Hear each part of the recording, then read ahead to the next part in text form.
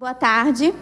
É um imenso prazer estar aqui. Eu sou uma felizarda, porque eu sou realmente uma apaixonada pelo direito eleitoral e essas oportunidades que a gente tem de estar aqui com amigos, como vocês que estão hoje compondo a mesa, fazendo novos amigos, né? A Aline e a Caterina já conhecia, o juiz ainda não.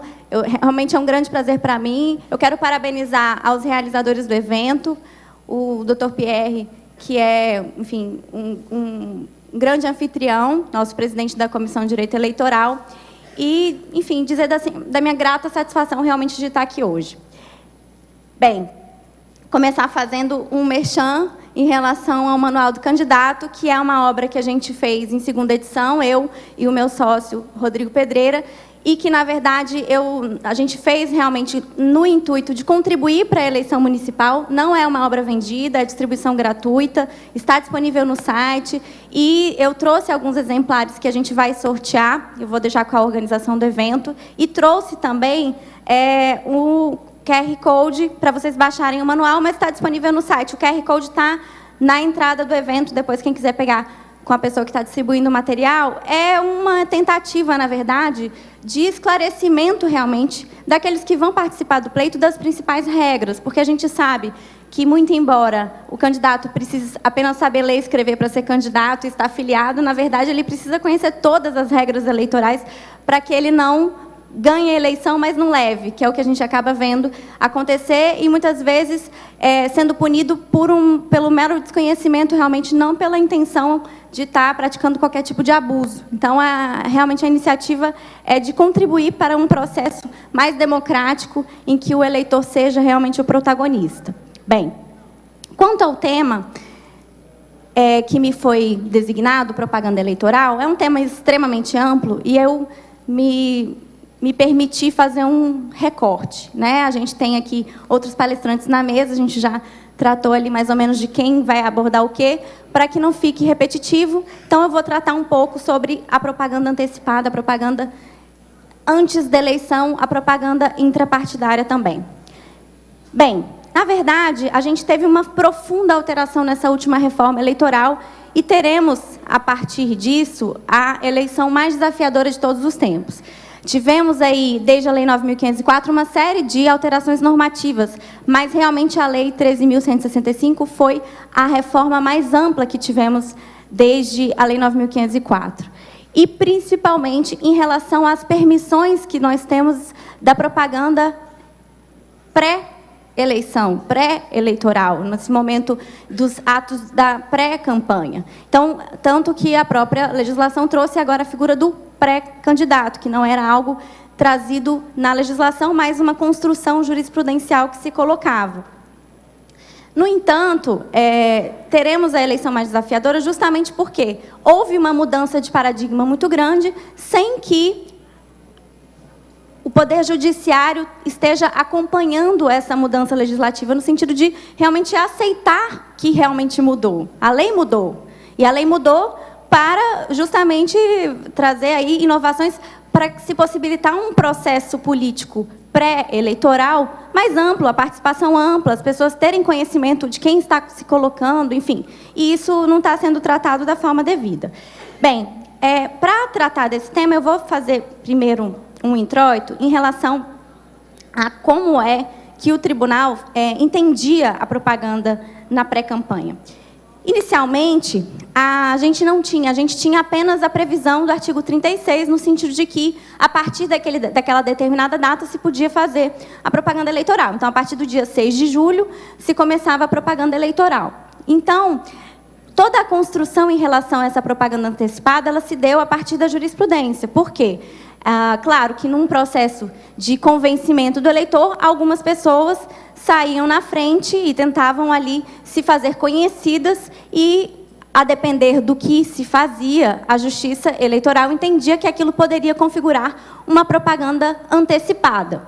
E aí, qual foi o conceito que se colocou para uma propaganda antecipada? Primeiro, tem um julgamento muito paradigmático do ministro Alckmin, que coloca que o ato de propaganda eleitoral é aquele que leva ao conhecimento geral, ainda que de forma dissimulada, a candidatura, mesmo que apenas postulada, ação política que se pretende desenvolver ou razões que induzam a concluir que o beneficiário é o mais apto no exercício da função pública. E aí você vai criando, a partir dessa construção jurisprudencial, o que seria propaganda antecipada, e sempre muito no exame do caso concreto. E, na verdade, a gente tinha uma permissividade muito maior, no sentido de que o ato de promoção pessoal, pura e simplesmente, não configurava propaganda antecipada. Então, aquelas mensagens de felicitação, né, isso estou falando num contexto anterior, de eleição de 98, 2000, 2002, enfim, no início, né, ali da vigência da 9.504, o que se tinha era que essas mensagens de promoção pessoal, de felicitação, de parabéns para a cidade, enfim, que aquela pessoa colocava, ou, de repente, um adesivo, mas que não fizesse menção a número, ao cargo, mas apenas ao nome, isso não se configurava, naquele momento, propaganda antecipada. A Justiça Eleitoral entendia aquilo como um ato de mera promoção pessoal, que não tinha nenhum tipo de sanção, enfim, nenhum tipo de controle por parte da Justiça Eleitoral. No entanto, a gente foi tendo uma evolução dessa jurisprudência, para que não só essa colocação da ação política que se pretende desenvolver, ou das razões que ele seja o candidato mais apto, mas também, por exemplo, as exaltações das qualidades do candidato. Então, por exemplo, no caso dos informativos dos parlamentares, né? A gente tem lá, os parlamentares têm a possibilidade de fazer seus informativos, e a jurisprudência sempre foi muito tranquila no sentido de que eles podem continuar fazendo, né? Seja no período pré-campanha, seja durante a campanha. No entanto, havia esse controle no sentido, olha, pode fazer, mas não pode haver ali algum tipo de exaltação das qualidades pessoais ou dos feitos, né, daquele pré-candidato. Também a comparação, a Justiça Eleitoral passou a entender que a comparação entre a atuação do governo com governos anteriores também configuraria propaganda antecipada. Isso muito no contexto da propaganda partidária, porque também a propaganda partidária pode configurar propaganda antecipada. Da mesma forma, a crítica sobre a atuação de filiados e do governo. Então, a gente teve uma evolução, a Justiça Eleitoral foi ampliando esse conceito de propaganda antecipada, um conceito que não era previsto na lei, na verdade, né, a gente sabia só que a propaganda era prevista a partir de uma determinada data, então essa propaganda extemporânea, essa propaganda feita antes desse momento, foi sendo construída a partir de um conceito jurisprudencial. Na eleição de 2008, a gente teve condenações de grandes veículos de comunicação por conta de entrevistas que foram feitas, não sei se vocês vão se lembrar, mas principalmente no contexto da eleição de São Paulo. Eu me lembro muito de um caso muito emblemático da então candidata prefeita Marta Suplicy, que tinha dado uma entrevista, salvo engano, para a Folha de São Paulo, em que ela dizia que pretendia ser candidata. E aí, a partir daí, surgiu uma série de condenações de veículos de comunicação, porque não se podia dizer que se pretendia ser candidato, porque aquilo configuraria propaganda antecipada. E, enfim, inúmeras condenações com sanções para veículos de comunicação. E aí, com isso, houve uma resposta legislativa, porque, na verdade, a gente está sempre, né, nessa questão.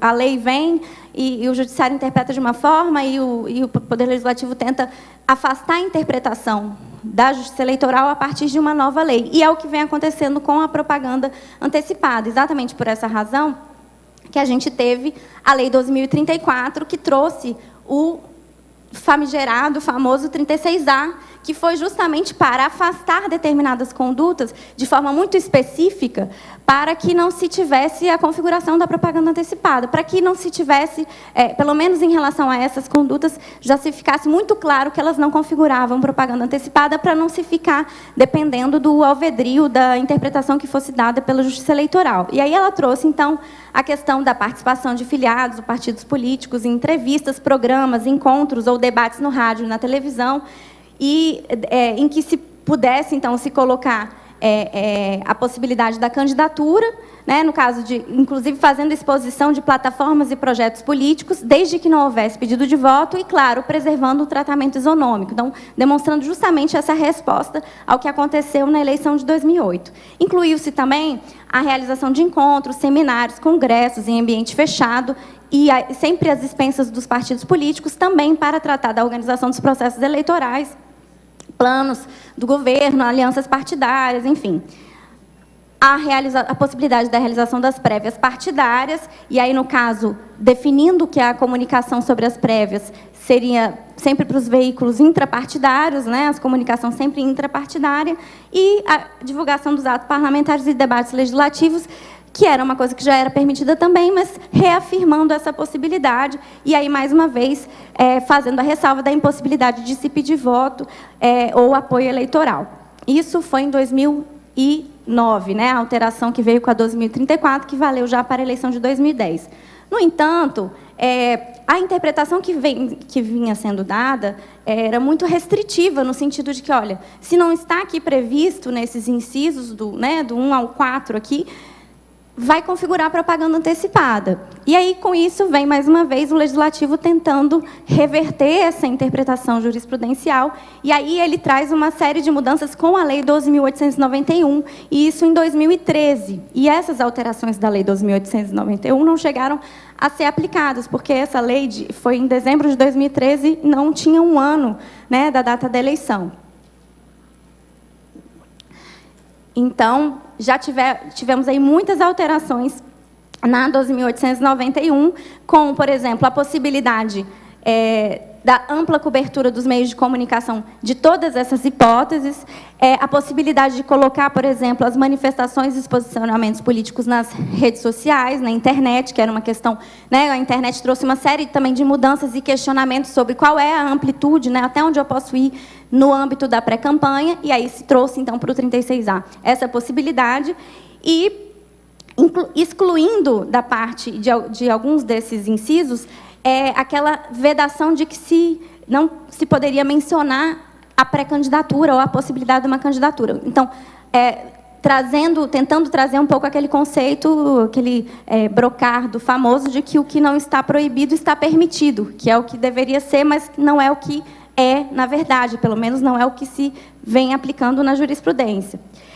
Trouxe também, enfim, uma série de outras possibilidades, né? Enfim, coisas mais específicas, possibilitando, por exemplo, a divulgação dos eventos partidários, não apenas intrapartidários, mas também nas redes sociais, então ampliando essa possibilidade. E agora, a 13.165, de 2015, ela foi ainda além. E aí se demonstra, mais uma vez, essa necessidade, essa vontade do Poder Legislativo de afastar o que a Justiça Eleitoral vem entendendo como propaganda antecipada, no sentido de ampliar realmente a possibilidade de manifestação política nesse momento antes da eleição. Na verdade, em qualquer momento que não seja a própria eleição, porque a grande dificuldade que a gente tem é, inclusive, delimitar quando é a pré-campanha. Quando é que começa a pré-campanha? É no ano da eleição? É no ano anterior? A gente tem, por exemplo, condenação de propaganda antecipada de ato realizado há mais de um ano antes da eleição. Então, assim, como é que é? Assim, é um critério realmente do julgador subjetivo, eu que defino, a partir de um contexto, né?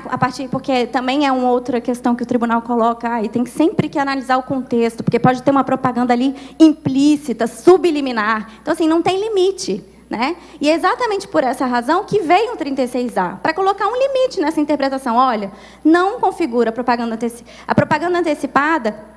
Ele traz, e aí o caput é muito expresso, específico mesmo, para afastar essa interpretação que vem lá desse acórdão do Alckmin, por isso eu fiz questão de ler, e aí estabeleceu, não configuram propaganda eleitoral antecipada, desde que não envolvam pedido explícito de voto, a menção, não configura a menção à pré-candidatura, à pretensa candidatura, a exaltação das qualidades pessoais dos pré-candidatos e os seguintes atos que poderão ter cobertura dos meios de comunicação social. E no parágrafo, inclusive, antes de falar dos incisos específicos, se trouxe também a possibilidade expressa de pedir apoio político, né? Enfim, ou seja, mais uma possibilidade.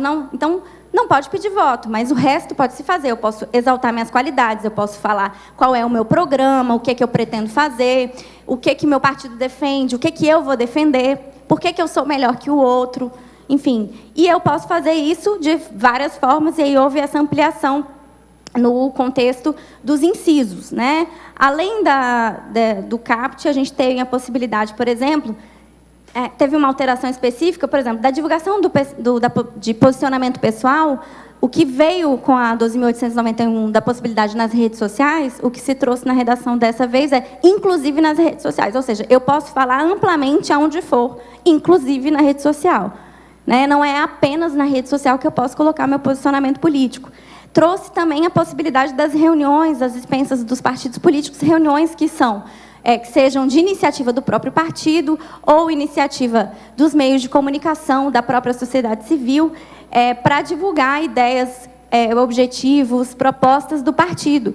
E em qualquer localidade, é importante dizer isso, porque em qualquer localidade não é em ambiente fechado, é em qualquer localidade. E aí, mais uma vez, a gente tem a partir dessa Lei 13.165, toda uma tentativa do Ministério Público, a partir da consulta que foi formulada ao TSE, de tentar restringir não só as hipóteses como taxativas, e aí não há uma definição da doutrina ou da jurisprudência quanto a isso, há muita divergência sobre se é ou não taxativo ou exemplificativo o rol do 36A, e isso ficou muito claro na consulta que foi formulada por conta dos debates que foram ali travados, consulta que acabou não sendo conhecida, porque o tribunal entendeu que, a partir justamente dessas divergências que estavam havendo, não faria sentido responder àquela consulta, porque eram muitas hipóteses e possibilidades que se colocavam, e o tribunal, ainda que não se vincule a partir de uma resposta à consulta, é um direcionamento que se dá, e não faria sentido dar um direcionamento que não era harmônico dentro do próprio tribunal. E aí, o que se pretendeu com a consulta, a partir da argumentação desenvolvida pelo Ministério Público, é que, na verdade, todos os atos de pré-campanha fossem restritos ao contexto intrapartidário, o que não faz o menor sentido, porque a lei é muito clara quanto à possibilidade das reuniões não apenas fechadas, mas reuniões com iniciativa da sociedade civil, reuniões com iniciativas de veículos de comunicação. Isso não é contexto intrapartidário, isso é um contexto aberto, isso é um contexto político. E é justamente na tentativa de descriminalizar a atividade política, porque o que a gente percebe, e isso fica muito claro no contexto de propaganda antecipada, é essa tentativa na verdade, é esse preconceito que se tem com a atividade política em geral. Então, isso tem trazido um grande distanciamento. Na verdade, o contexto atual nosso é muito perigoso, porque a gente tem um grande distanciamento da população da atividade política. E não há solução fora da política. Não há.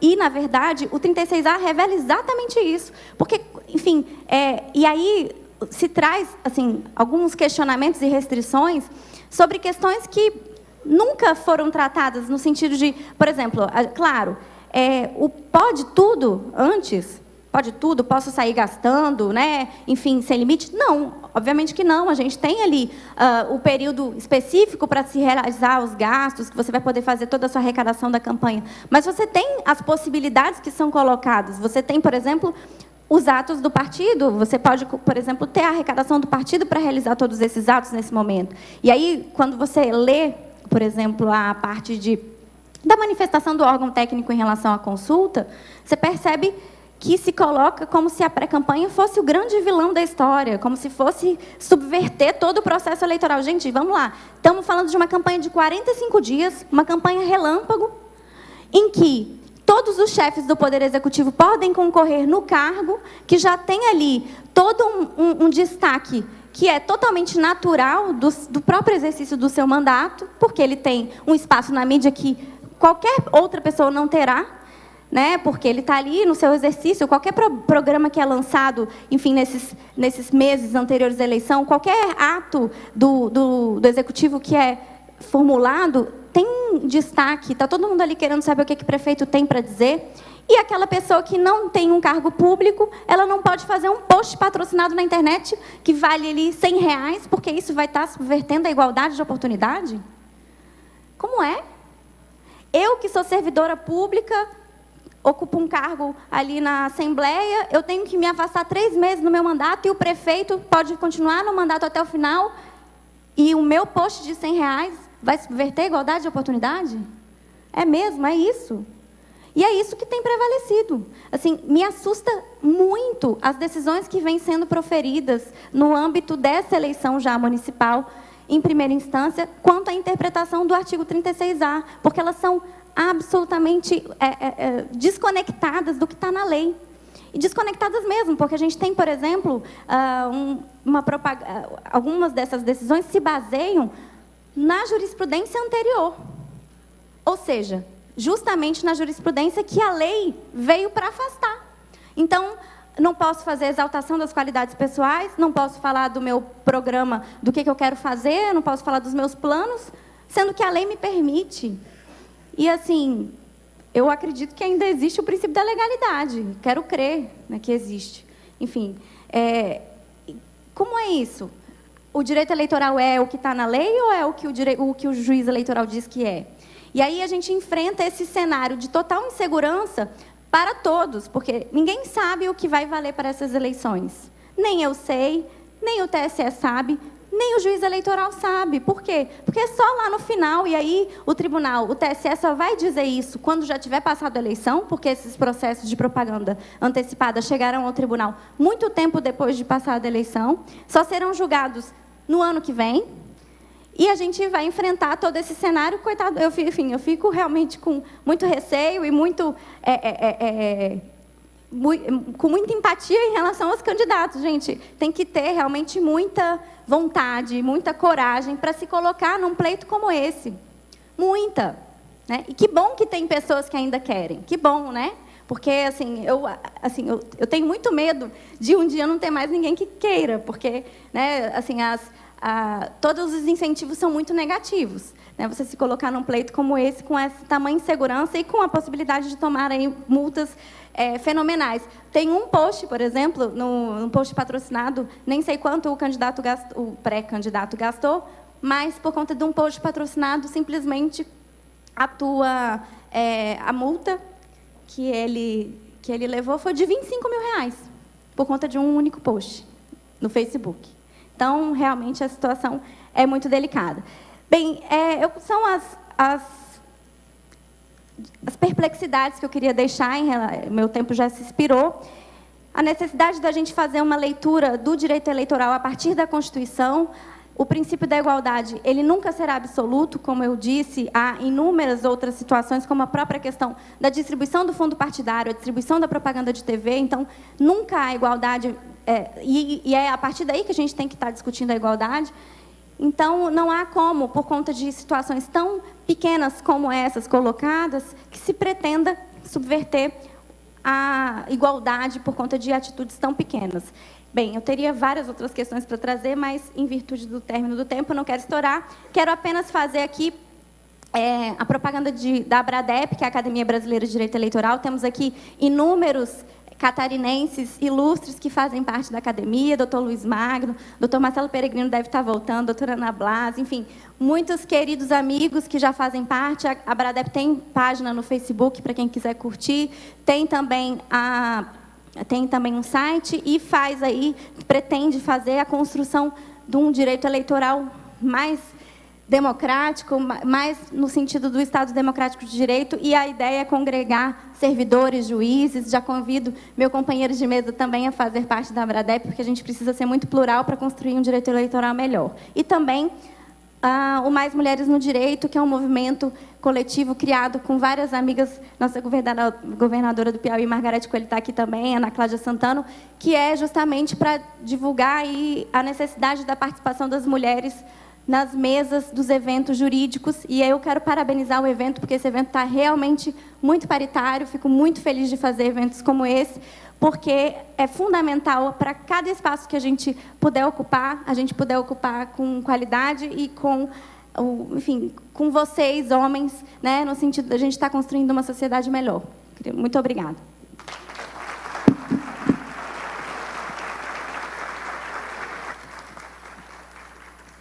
Muito obrigada, então, doutora Gabriela. Nós passamos a palavra agora para a doutora Caterine Schreiner. Então, muito boa tarde a todos. Fico muito satisfeita com essa plateia cheia aqui logo depois do almoço. E com essa alegria e essa turma grande que hoje está aqui prestigiando esse evento, eu inicio cumprimentando a Comissão de Direito Eleitoral, da qual eu faço parte, mas especialmente na pessoa do nosso presidente, o Dr. Pierre Vanderlinde, e da doutora Cláudia Bressan, que foram os grandes organizadores e que deram o sangue para que isso hoje aqui acontecesse. Então, em nome de todos, eu peço uma salva de palmas para eles, porque, enfim, a gente sempre precisa ter aqueles que se doam para que todos possam se beneficiar com isso, na medida em que nós teremos aqui 2 dias inteiros de muito conhecimento e muito debate e troca de ideias, e acho que isso é sempre muito positivo para todos.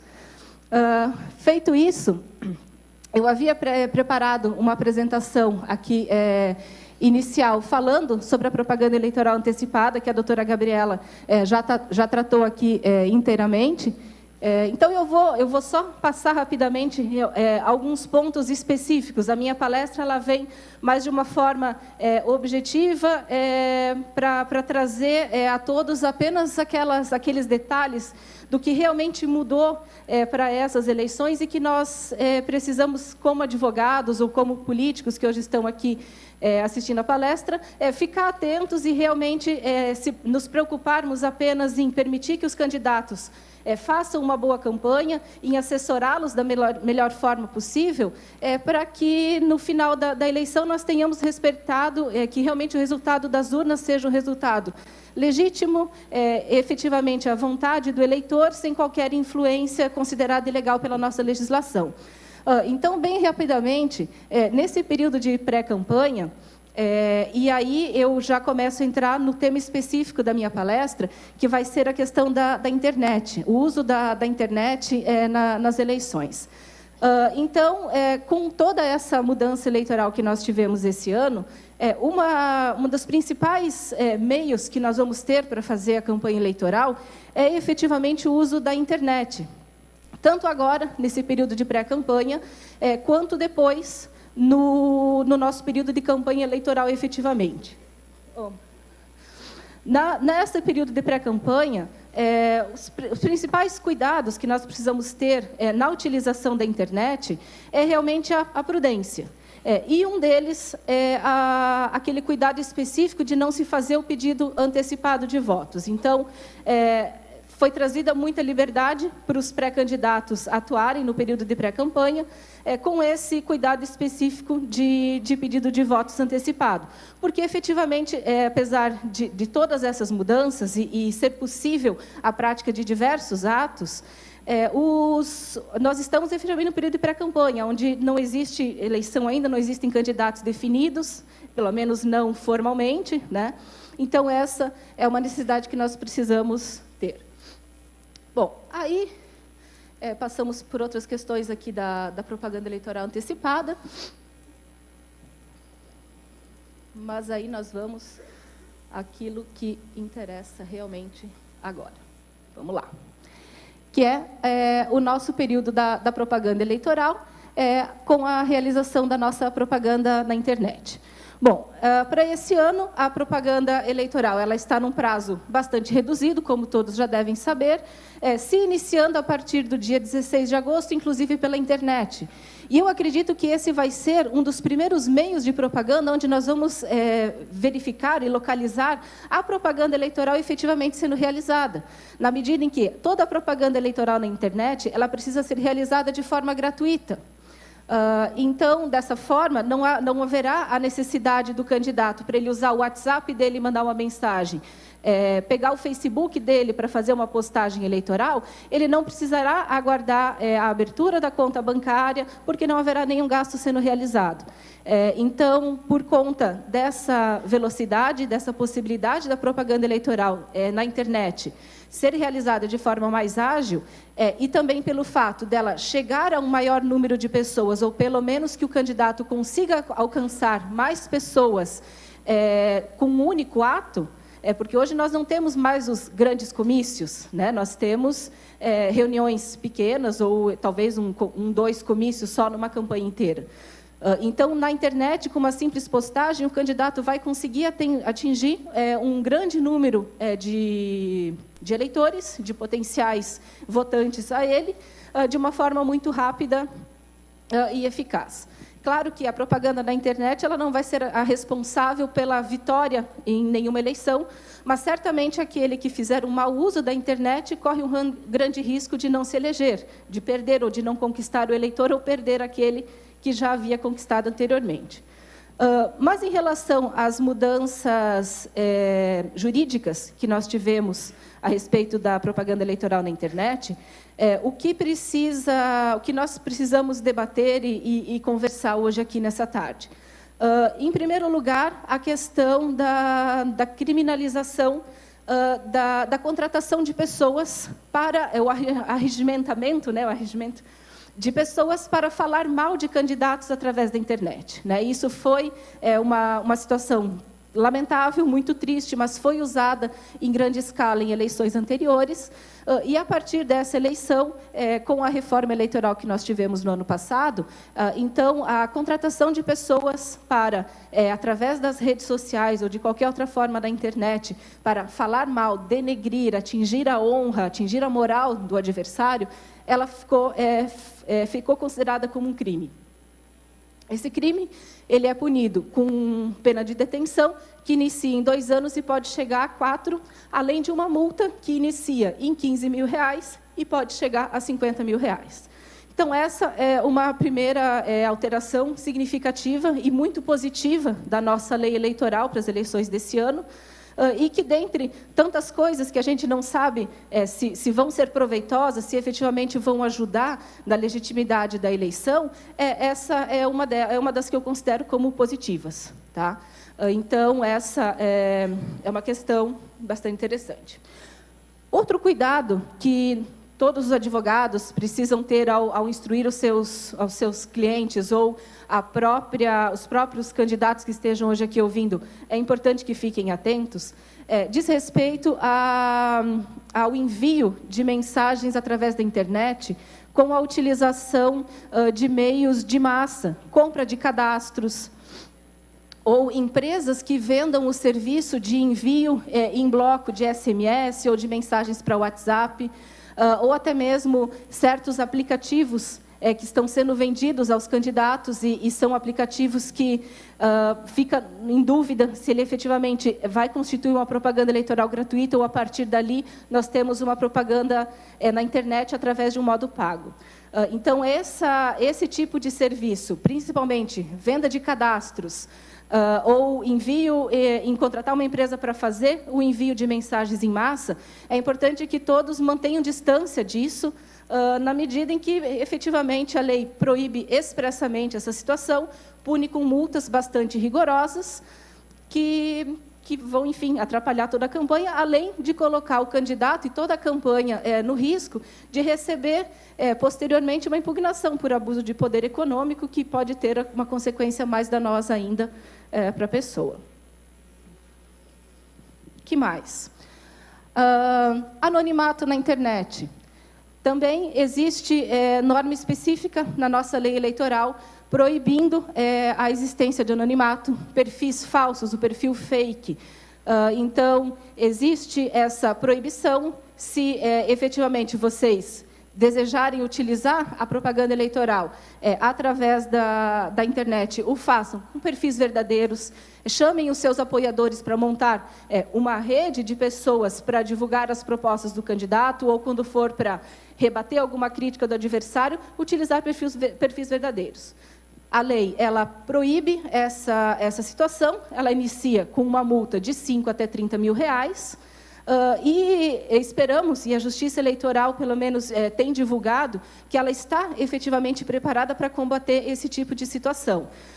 Na medida em que se descubra quem é o autor dessa mensagem, que ficou muito mais simples de ser efetivamente localizado desde a última campanha, em 2014, pela localização do IP, que, em consequência, se descobre o endereço onde foi, e aí consegue se descobrir o computador onde aquilo está alojado.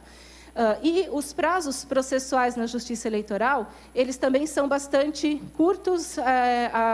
Os juízes estão efetivamente voltados aos trabalhos eleitorais, com preferência de atuação nos processos eleitorais, que não nos seus ordinários. Então, se acredita que a gente vai conseguir ter uma grande agilidade na descoberta dessas pessoas que utilizam os perfis falsos e coibir o uso, tirar isso do ar, enfim, tirar da internet, e a aplicação da punição para quem for responsável por isso. O que mais?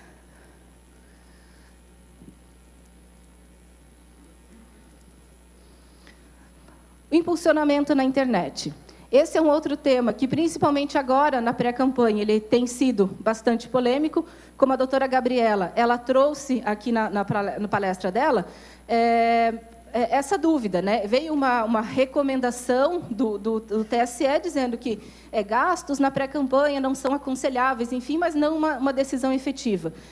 Mas, justamente na linha do que foi dito anteriormente, o pré-candidato que não ocupa um cargo público, por que ele não poderia impulsionar alguma publicação? E nem digo de gastar R$100, mas na nossa realidade em Santa Catarina, um impulsionamento de R$20, de R$30, ele tem um alcance tremendo na sociedade. E isso vai ser considerado a violação do direito de igualdade entre aquele candidato que está entrando agora na política ou não possui nenhum cargo público, contra aquele que já é prefeito ou já é vereador e tem o benefício de poder, de certa forma, não usar a máquina, mas a máquina está a favor dele de divulgar as suas ações, os seus atos, o seu nome, nesse momento. Me parece que a posição que deveria ser firmada, e pelo que eu enfim, e acredito que todos os colegas vamos batalhar, para que se fixe uma jurisprudência autorizando esse tipo de situação, ou que, pelo menos de uma forma comedida, moderada, os pré-candidatos possam efetivamente fazer atos de sua vida rotineira, e se quiserem impulsionar ou não essa publicação, fica a critério deles. Logicamente que não com abuso, não se vai botar R$1.000 numa única publicação, ou R$1.000 todo dia, enfim, mas com moderação. Eu acredito que esse seria uma forma mais eficaz de se garantir uma igualdade de oportunidades entre todos os pré-candidatos na disputa. Passando dessa situação para o período de campanha eleitoral, o que se tem em relação à internet é que, efetivamente, ela precisa ser gratuita. Então, essa dúvida que hoje se tem com relação à pré-campanha, ela não vai se manter no período efetivo da propaganda eleitoral, na medida em que toda propaganda eleitoral na internet continua precisando ser realizada de forma gratuita. Então, é daí que vem essa impossibilidade de se fazer um impulsionamento, é daí que vem a impossibilidade de se contratar empresas para fazer esse serviço de telemarketing, ou de envio em massa de mensagens, ou de envio em massa de recados via WhatsApp, por exemplo. Não se pode comprar espaços em jornais, em revistas, para que eles divulguem a mensagem de vocês nos blogs, na internet. Não é possível, nem mesmo de forma gratuita, se realizar a propaganda eleitoral em blogs de pessoas jurídicas também. Tá? Então, são todas situações que envolvem a propaganda eleitoral na internet e que se mostram importantes, de que todos fiquem atentos, analisem a lei, tomem suas conclusões, para que realmente se possa ser utilizada essa forma de propaganda de forma efetiva, vantajosa e respeitando o que a legislação traz. E são muitas as possibilidades, a criatividade dos candidatos e dos publicitários sempre é muito grande. Então, foi por isso que eu quis trazer a todos vocês, pelo menos algumas pequenas reflexões e ideias e recados sobre a propaganda eleitoral na internet. Tá? Ela vale muito a pena ser feita, é um meio extremamente produtivo e que, com certeza, vai ajudar muito a democracia em si poder levar a mensagem do candidato a mais eleitores, especialmente nesse período de propaganda eleitoral que é tão curto, aonde muitas vezes os candidatos não vão conseguir chegar em todas as casas pessoalmente para entregar o seu santinho, o seu material, tomar um café com o eleitor, aquele contato pessoal, mas fazendo pela internet, fazendo de uma forma bem feita, esse contato físico, algumas vezes ele pode ser substituído ou pelo menos melhorado, né? Ou substituir, enfim, pelo contato através da internet. Eu fico por aqui, agradeço a atenção de todos vocês e depois ficamos à disposição para debates a respeito do assunto. E vamos só para a última tela. Consegue passar por aí? Então, vamos lá. Mais uma?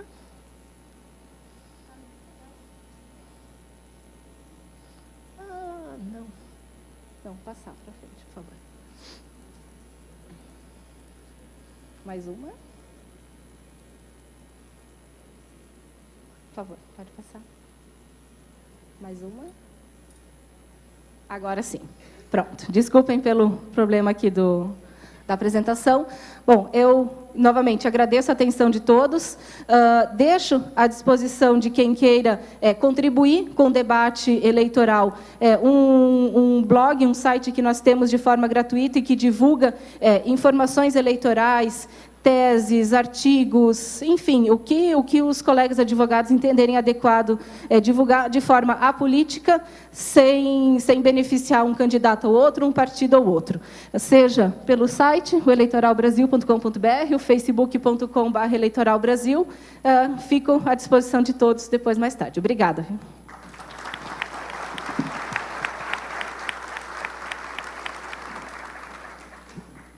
Muito obrigada, doutora Caterine. Nós, então, passamos a palavra agora para o doutor Luiz Felipe Segerchuk.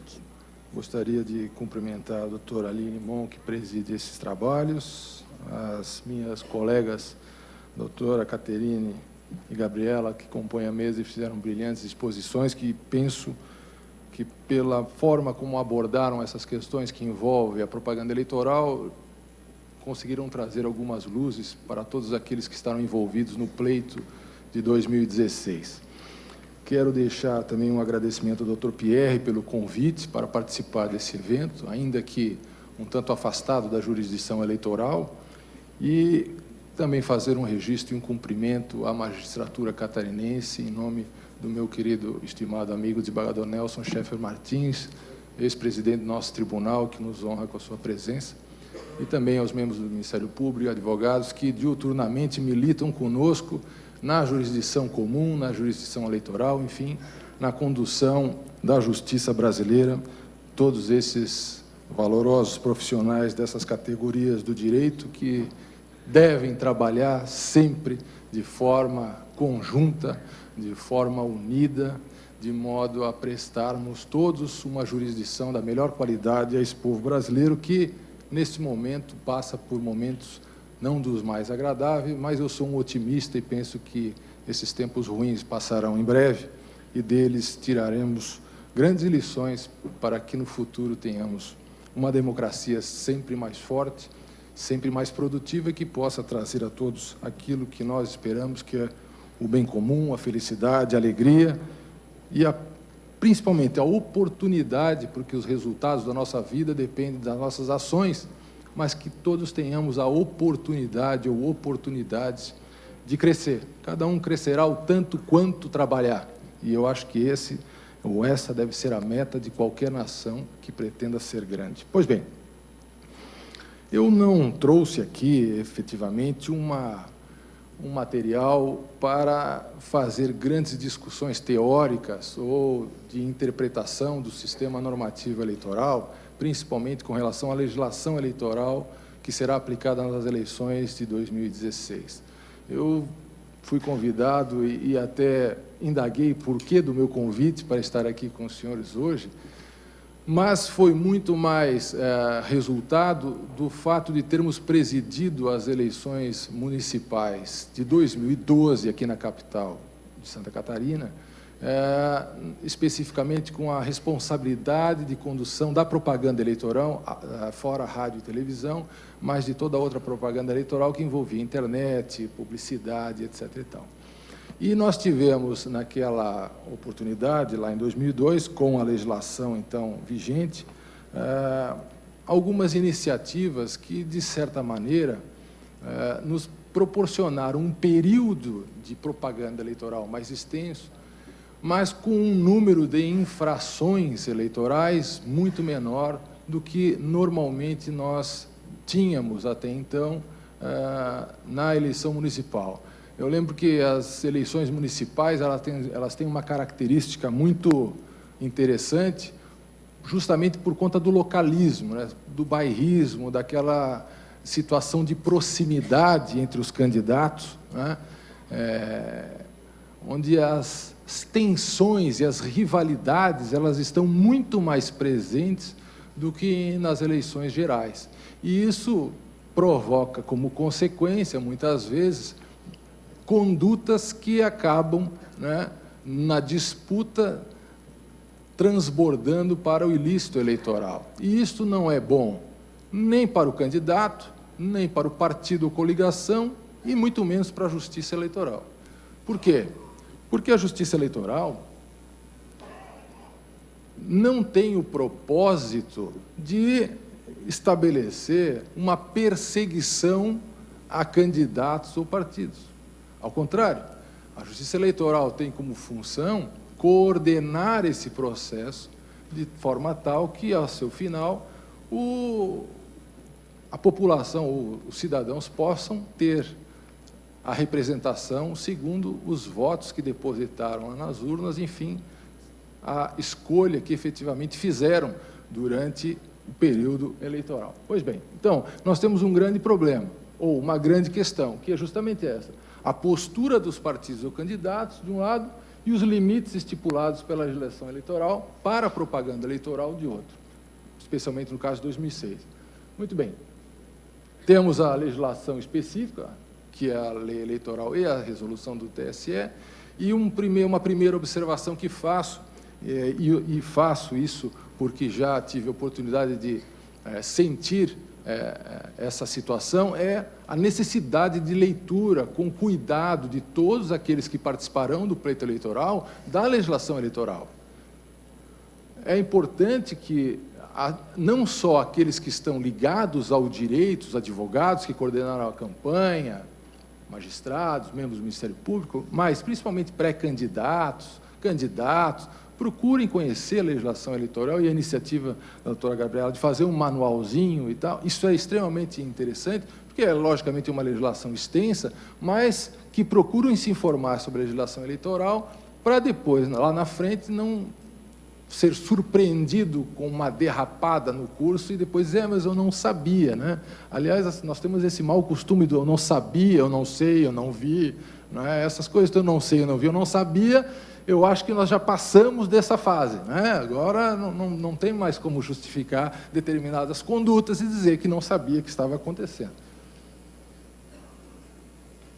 Com relação à justiça eleitoral, então, nós temos a premissa constitucional, e aí está na própria lei, e eu destaco, a propaganda exercida no termo da legislação eleitoral, e isso é extremamente importante e vincula a justiça eleitoral, não pode ser objeto de multa nem cerceada a sua obrigação de exercício de poder de polícia ou legislação municipal.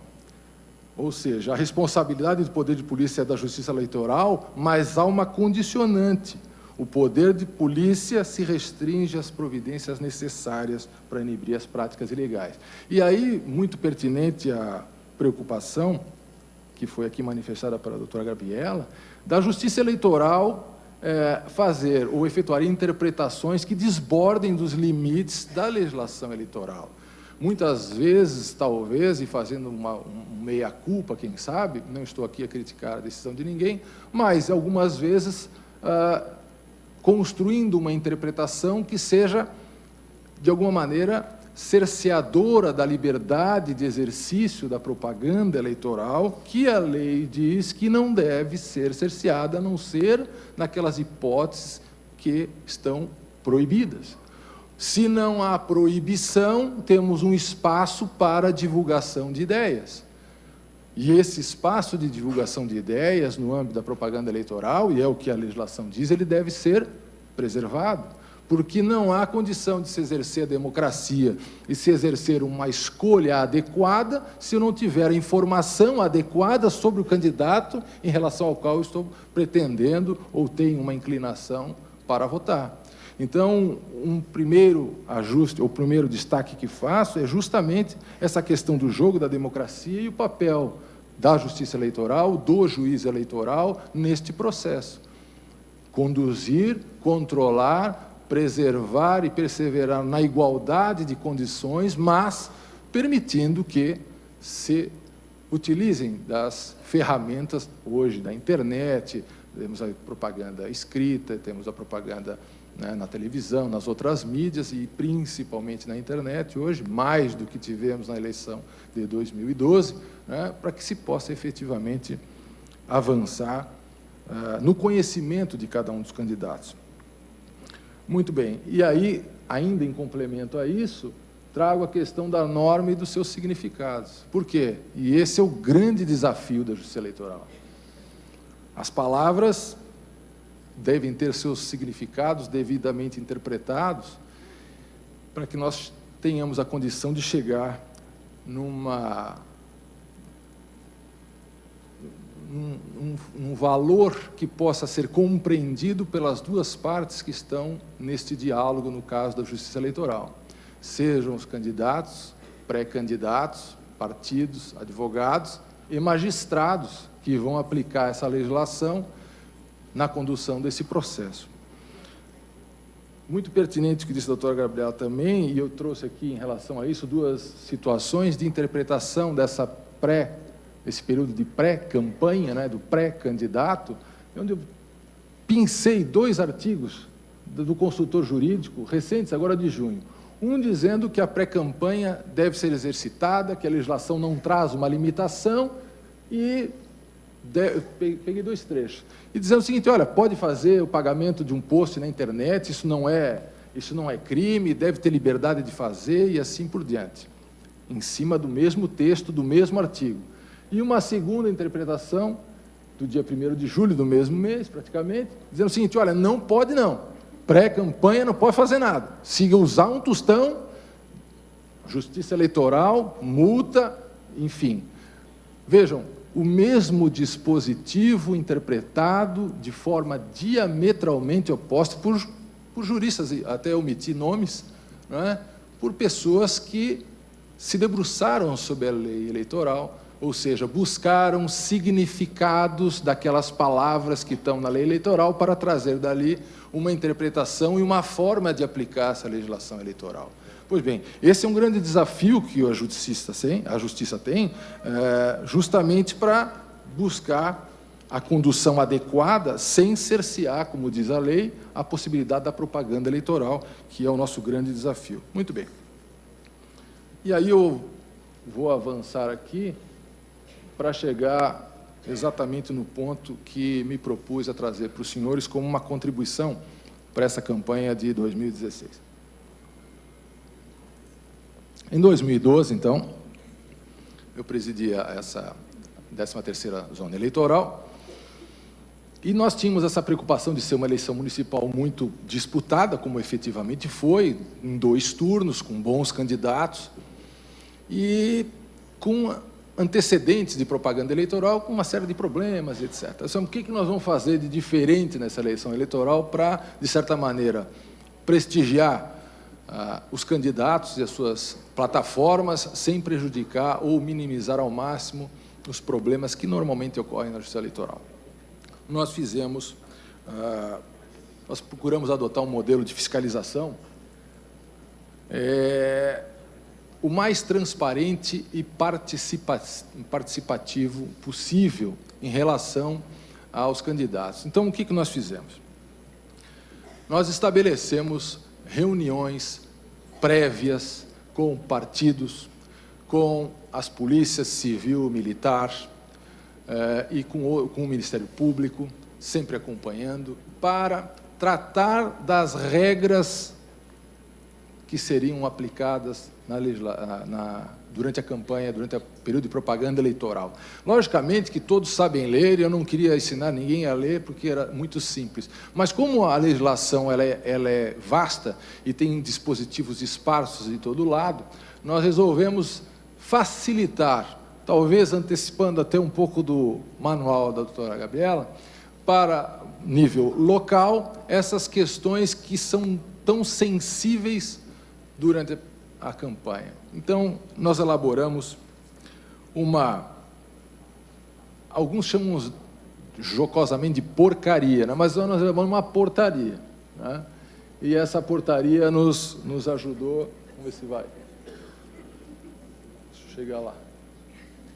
Não vai, deve ter sido uma porcaria, porque ela nem o painel eletrônico não vai. Mas daqui a pouco ela chega. Não deve ter sido muito bom. Mas, enfim, só consegue passar 2 telas para mim? Ela já está sem vigor, então realmente daí eles não estão querendo funcionar.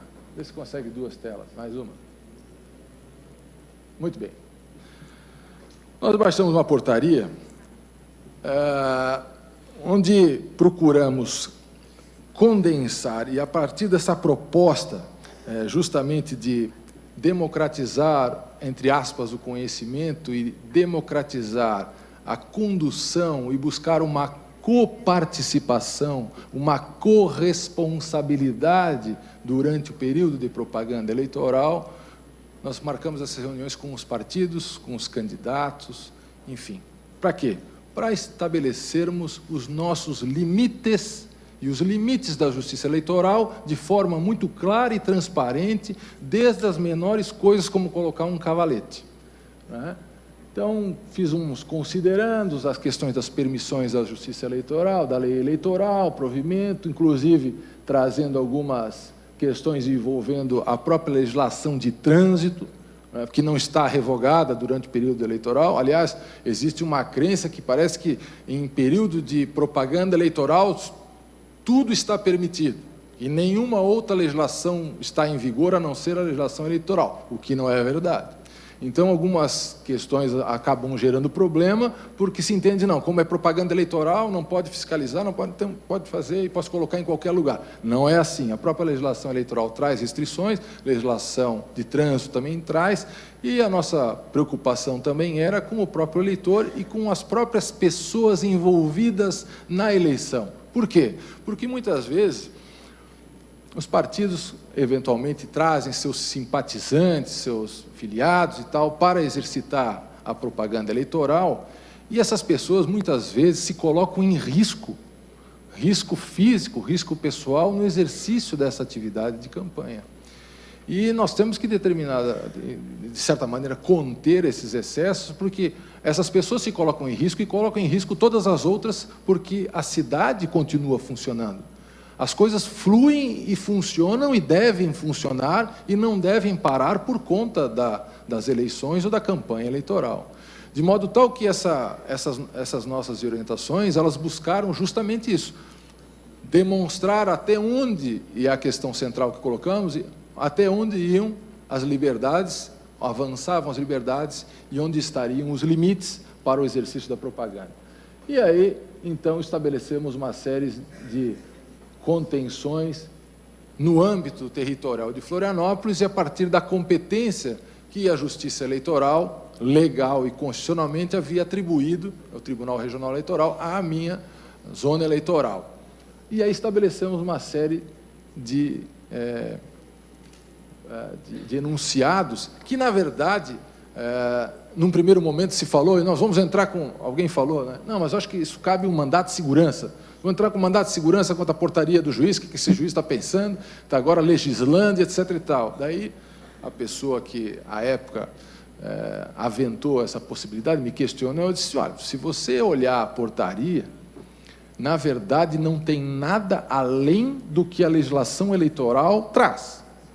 Eu estou repetindo uma série de dispositivos, mas de forma condensada, de forma que, se você tiver que orientar o seu pessoal na campanha, você dê uma cópia da portaria e diga para o cidadão o seguinte: olha, se você vai fazer campanha para o nosso partido, você leia isso aqui antes, que você saberá exatamente o que você não deve fazer, porque é mais fácil você ir pela exceção. A exceção é o que eu não posso fazer. Eu tenho liberdade hoje no país de me movimentar, de ir e vir, etc. e tal. Existem algumas proibições, dentre elas estão essas da legislação eleitoral. Então, eu as condensei de modo tal que ficasse mais fácil, inclusive, para se orientar o pessoal durante a campanha eleitoral. Porque muitas vezes acontece do coordenador da campanha ter uma conduta extremamente respeitosa à legislação eleitoral, mas na hora de transmitir isso para os seus filiados e o pessoal, até chegar no pessoal lá do fundo,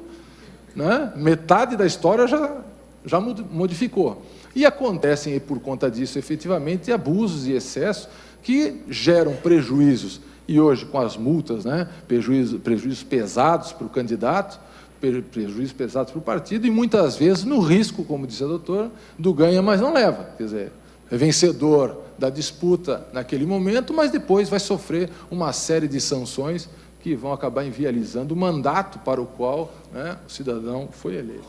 E aí, nós então baixamos uma série de normas, entre elas, uma que nos pareceu extremamente proveitosa e que trouxe uma grande tranquilidade para a campanha de 2012, municipal em Florianópolis, foi estabelecermos as vias mais perigosas de Florianópolis, ou as vias mais movimentadas, que traziam maior risco para as pessoas durante a campanha eleitoral. Por quê?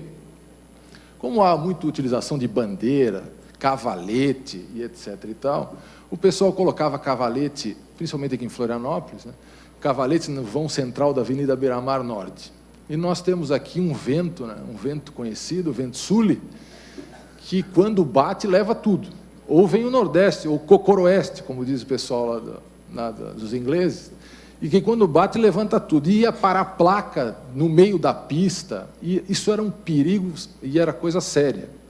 Fora isso, temos as bandeiras, né, aqueles estandartes, né, que aquilo é uma invenção maravilhosa, né? Aquilo para quebrar antena de carro, ainda bem que os carros agora não tem mais, né?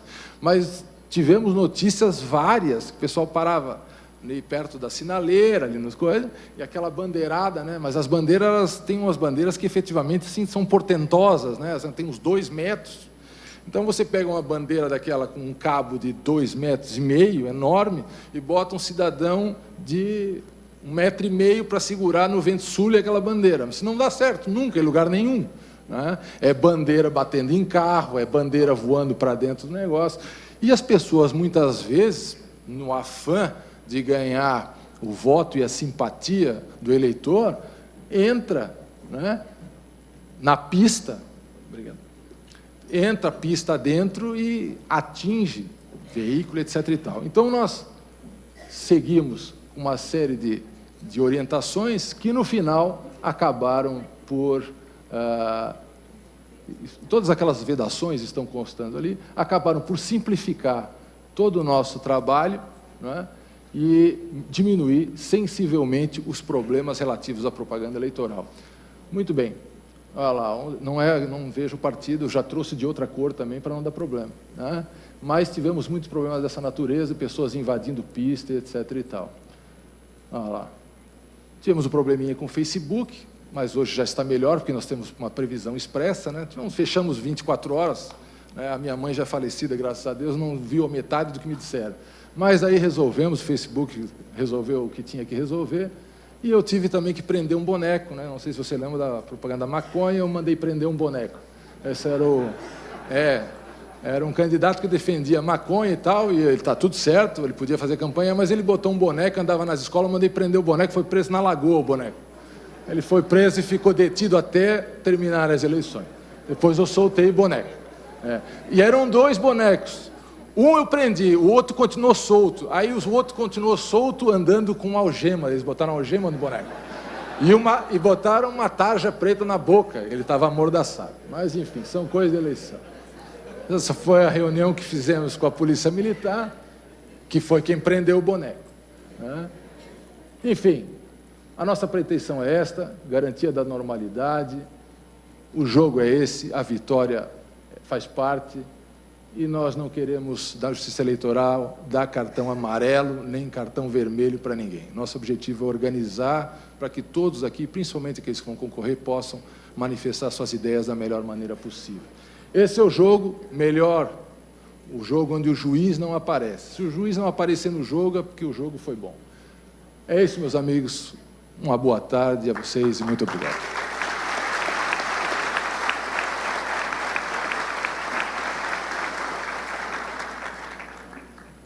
Muito obrigada, doutor Luiz Felipe. Bom, a doutora Gabriela que pediu um tempinho que a doutora Caterine não utilizou, então eu vou passar bem rápido a palavra, doutora Gabriela, para fazer a sua conclusão. Então, muito rapidamente, que eu não quero atrasar mais o evento. Só, enfim, deixar as últimas impressões, porque a gente acaba vendo, desembargador, que tem, ainda que, claro, né, assim, sempre nas melhor das intenções, mas essa dificuldade que a gente tem, talvez essa, enfim, de enxergar a propaganda como uma coisa que tem que acontecer de forma muito ampla, né? Na verdade, assim, me preocupa muito, e aí, claro, sem querer fazer uma crítica direta, porque isso é uma prática comum da Justiça Eleitoral, de fazer, por exemplo, esse tipo de regulamentação por meio de portaria, porque, na verdade, a gente já tem a lei, a gente já tem uma resolução, e aí, às vezes, a portaria cria hipóteses que, eventualmente, nem previstas na lei estão, e aí a gente fica sempre ali nessa dificuldade de definir bem o que então, né, qual que é o meu parâmetro? É a lei ou é o que o juiz vai dizer? Enfim, e essa dificuldade que a gente tem de enfrentar a propaganda como muito proveitosa, como muito boa, porque assim, é justamente a propaganda que vai permitir o eleitor definir a sua decisão. E assim, o eleitor e o candidato realmente precisam ser os protagonistas, como bem você colocou, né? A Justiça Eleitoral e o Ministério Público não são os protagonistas da eleição, e não é o que a gente tem visto, infelizmente. Assim, realmente fica ali sempre você vai hoje, sinceramente, o candidato ele entrega o panfleto assim, meu Deus, tô aqui, eu sou candidato, mas você não conta para ninguém não, é mais ou menos isso, assim, porque você fica nessa dificuldade de saber o que pode ou não. E o que me preocupa, né, assim, só para fechar mesmo, nesse momento, é a questão dos gastos. Isso, talvez por conta do tempo eu não falei, mas o que eu quero deixar assim é que tomem muito cuidado com os gastos que sejam realizados nesse período, porque o que se percebe, tanto a partir do Ministério Público, quanto a partir de uma visão da área técnica, eu não posso dizer do TSE, porque não houve ali, né, um pronunciamento formal, mas que, assim, pelo debate você já percebe, é a dificuldade de entender que esse gasto não seja um gasto antecipado no sentido de um gasto ilícito. Eu não entendo que é ilícito, mas a Justiça Eleitoral pode entender que é. Então, tomem cuidado para não fazer nenhum gasto que seja muito expressivo, porque isso pode implicar em abuso do poder econômico, que esses gastos não sejam vinculados a atos que são tipicamente de campanha, como, por exemplo, panfleto para distribuir, porque isso realmente não é o momento, placa para poder colocar em qualquer lugar, enfim, deixar isso mais para o momento realmente ali da propaganda intrapartidária, né, 15 dias antes da convenção, que aí você pode realmente, nas imediações, fazer isso, e tentar focar, como que a própria doutora Caterine colocou, nas redes sociais. São uma propaganda que não tem custo, né? Assim, eu entendo que pode sim o post patrocinado, mas aí a gente não sabe qual vai ser o entendimento, então há sempre o risco. Então avalie, né, o custo-benefício disso, porque também, a depender do que se colocar em termos de valores, enfim, post patrocinado é normalmente muito pequeno, né, o valor. Mas, a depender do que se investir, isso pode também implicar em abuso de poder econômico. O principal, nesse momento, é ter o cuidado de não configurar o abuso de poder econômico. E aí eu alerto para as possibilidades que já há na lei, assim, realmente, de fazer essas reuniões, de aproveitar isso, aproveitar o partido, aproveitar para que esses gastos desse momento inicial sejam feitos via partido. Faça a sua doação para o partido pode fazer esses eventos, faça a sua doação, o partido não tem dinheiro, faça a sua doação, e o partido faz o gasto para realizar ali o evento, para realizar a reunião. Aproveitem disso, assim. E uma outra questão é que entendo e que talvez não fique muito claro, é que os partidos eles já podem estar fazendo arrecadação. Claro que eles não vão ficar fazendo gasto eleitoral agora, mas ele pode fazer a arrecadação dele, que depois esse dinheiro vai para a conta de campanha eleitoral do partido, para depois ir para o candidato. Ele não precisa ficar esperando, até porque 45 dias vai ser muito difícil, né? Ficar esperando chegar e cumprir aqueles requisitos todos para começar a fazer uma arrecadação ordinária, que ele já pode fazer no dia a dia dele, porque é para os gastos dele ordinários. E aí, claro, sobrando dinheiro, ele pode investir isso depois na eleição. Só deixar esses alertas, porque realmente eu fico muito preocupada em relação a essa questão. Muito obrigada. Eu agradeço mais uma vez, então, doutor Luiz Felipe, por ter aceitado o convite, doutora Caterine, doutora Gabriela, que gentilmente, mais uma vez, vem a Santa Catarina para o evento da comissão da OAB. E assim nós encerramos, então, essa mesa para dar continuidade aos trabalhos dessa tarde.